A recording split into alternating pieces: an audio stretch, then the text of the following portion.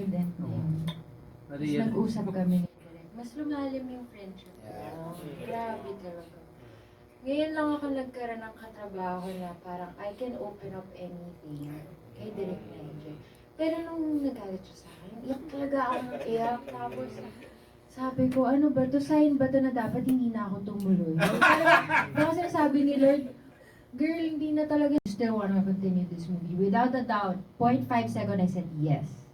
Kasi mahirap siya, may nangyaring hindi maganda, pero part yun eh.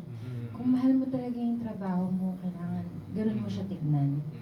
Tapos simula nun, yun, naging ano na kami. Tatawagan ko sila ni Miss Jan minsan out of the blue. Kahit personal, minsan tatanong din ako sa kanila. Kasi nagtitiwala po sila sa akin. So ako naman, nagtitiwala din po ako sa opinion po nila. So would that mean na pag pinagawa ulit yung eksena ng gano'n, you will take off your shirt? Ay, hindi na po ako mag-shirt. Naka-sport din ah. Diretso na. Ako naman, sa akin naman, hindi ko na ilalagay siya sa sitwasyon na gano'n. Alam ko na eh. Pero actually, marami din namang kalalakihan. Single po si Mayton, by the way, na-advertise po namin. Marami pong kalalakihan. Ang kinatutuwa pa rin yung ganyan, na conservative ka. Okay din yan. Okay din yan. Maigi nga yan na i-press release natin na conservative ka eh. Sorry na lang. Ano ba? Conservative. Hindi, para sa inyo po ito. Layton, pressure ba sa'yo na ikaw isang Eugenio? Dun, dun, dun. Uy, aminin mo na. Dumating po sa, I think nung nag-mature ako, dun ko lang na-feel, ganito pala. Ganito pala tingin nila. Kailangan, it's either mas magaling ka or kasing galing ka. Pero na nagsisimula po ako sa Party Pilipinas, sa GMA, na nagka-teleserye, para sa akin, sobrang ini-enjoy ko. As in, super, it was a dream come true. Kasi bata pa lang ako, gustong-gusto ko na maging artista. Hindi lang gusto ng mom ko, tsaka ng kapatid ko nung time na yun. Tapos nung medyo when I got older, yun na, pag lumalabas sa TV, pag may mga dance performances, events, may mga naririnig akong ano. Pero hindi naman siya bad pressure to make me feel bad or worse. Ano lang siya, I think it challenges me more para galingan.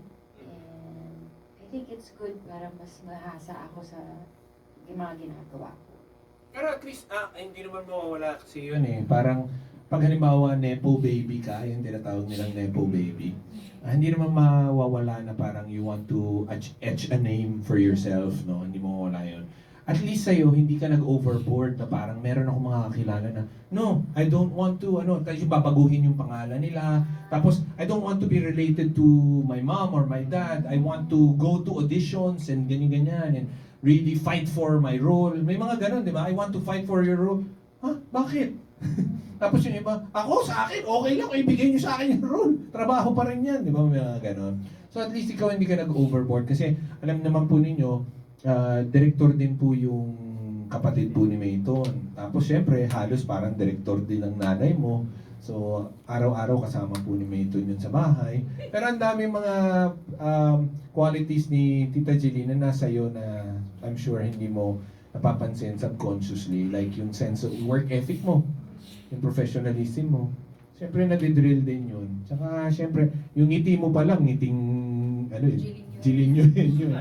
So, actually, it's nice, actually. Nila ang isa't isa.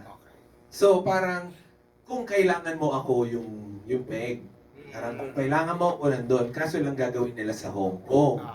Tapos, ang nangyari, parang, sila pa ang magpapamulat sa mundo kung gaano kaganda sa Hong Kong. Dahil doon sa karanasan nila na kailangan nila ang isa't isa.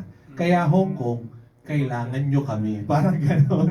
Parang nagpo-promote sila ng ano. Kaya puro tourist attraction ng Hong Kong yung binibida namin. It's going to be in cooperation also with the Hong Kong Tourism Board. So, direct tanong ko lang kasi, usually pag mga ganyang klase na pelikula, dahil mo babae, ang inaano, GL. May GL o LGBT. GL. Nakailaban pa kayo sa Hong Kong. Yan ang aabangan natin. Huwag kang tatamo, huwag kang iiling. Bigyan ang gulo pa. Yung abangan po ninyo yan. Diyan sa ano. Sorry. Ito tumawa lang si Jean Kylie. Pero pag may ganun mga eksena, open pa kayo? Oo. Opo naman po. Opo naman po. Ano tanong? Ano tanong? Kung open daw ba pag may mga ganong eksena? Open. Open Mga naman. laplapan na. Opo, okay naman. Sa abangan nyo, abangan nyo. Ikaw, Python, okay din sa'yo yung kissing scene with them. With the With her? With me. Sample. With her, syempre. Tapos may iba yung sagot pag ikaw. Naku. Ako si Mayton pa. Naku, si Mayton pa! Ayan na.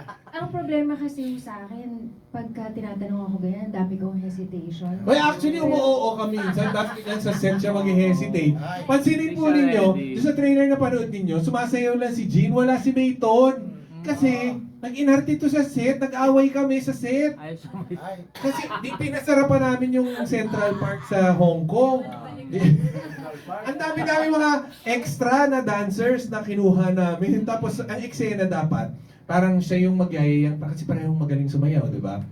Pero si Mayton, gusto niyang pakita, i-highlight talaga yung kagalingan niya sa pag-arte. So ang magte-take ng lead, kasi si Jim Carrey naman, disusi lang naman yan. Pag sinabi mong kanta, kakanta. Pag sayaw, sayaw. So eto, so dapat ang eksena, siya magyayayang sumayaw dito sa best friend niya, na KJ. Tapos, sa sobrang ano niya, talagang in-imbibe niya yung character niya. Kaya naging KJ siya sa set. Kasi ang eksena, naka-sports bra kasi siya doon sa sa eksena. Tapos magtatanggal siya ng t-shirt niya, so sports bra, nasa gitna ng park. Oh. Syempre ganun.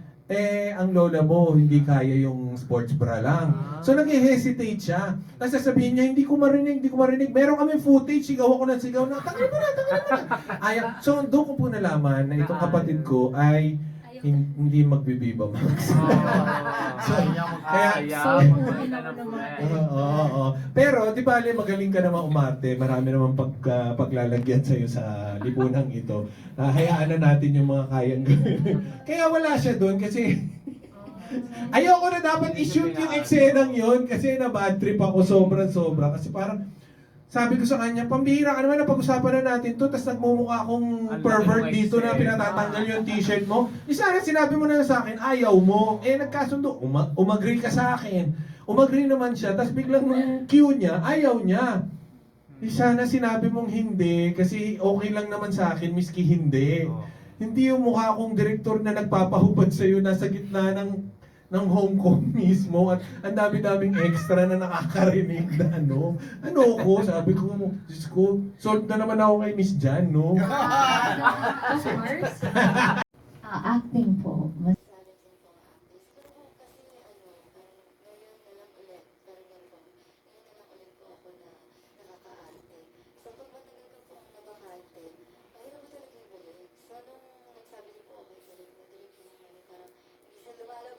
luha ko. Sabi niya, binigyan po ako ni Direk ng technique, tapos binigyan niya ako ng time. Ng time po talaga na, sige, mag-ano ka lang dyan, ituloy na. Bagitin mo lang ng bagitin yung linya mo, ganyan, para matuloy.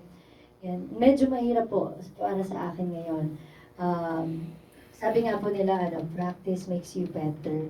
And kapag ginagawa, experience is the best teacher. Kapag po na-experience natin, mas nahahasa po tayo.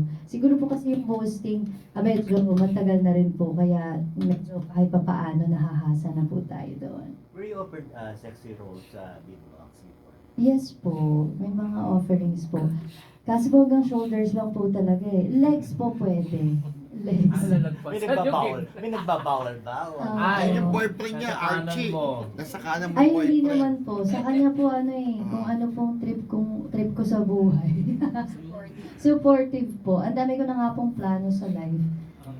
Opo. Pero yun nga, Jin Maitan, hindi ba kayo kasabi ni Direk para siya naiinip para sa inyo? Kaya binigyan niya kayo ng project. Kayong mong dalawa, hindi nainip sa tatlo Ngayon ng ang tanong, no? they share the same thought ba? Maiyak ka na daw. Laminin nyo na, oo. Sila hindi na yung biba. I think Char! Joke lang. Joke lang! Sabi ko joke lang. Hindi ka Pinatay ko ma-invite eh. dun, ah. Hindi, naman, naintindihan naman natin ang kalakaran, malaking industry. Oh, honestly. To be honest, kasi alam niyo po ba, never kong na-imagine ang sarili ko kung makikita ko sa sinihan or sa isang pelikula. Kahit nung nasa GMA ako na nagte-teleserye ako, happy na ako dun eh. So nung pumirma ako sa Viva, first movie. na binigyan nila ako. Tapos yearly naman they give me. And I'm very thankful for that dahil iba pa rin ang maging part ka ng pelikula. Tapos may mga series pa, di ba? That's why I am still with Viva because they trust me also. Naniniwala lang talaga ako sa timing. Pag hindi sa'yo, hindi pa. Kung hindi talaga para sa'yo, may mas para sa'yo. Di ba? So, aminin ko po, yes, may panahon na naiinip ako. May panahon na gusto ko na mag-iba ng route ng career. Pero nandito na ako sa estado ng buhay na I want to do what I wanna do right now because life is so short.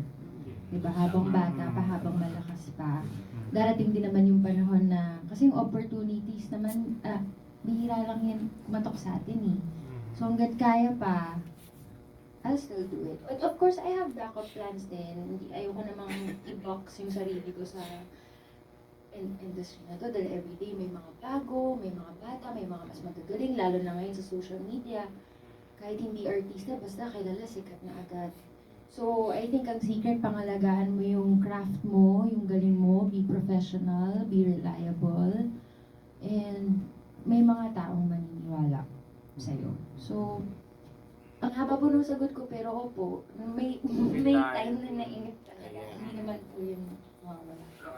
Add lang ako. Thank Actually, to give credit to Viva naman, no? Ang tuwaya naman ng Viva, bongga, nasa ibang level ka na. So, kung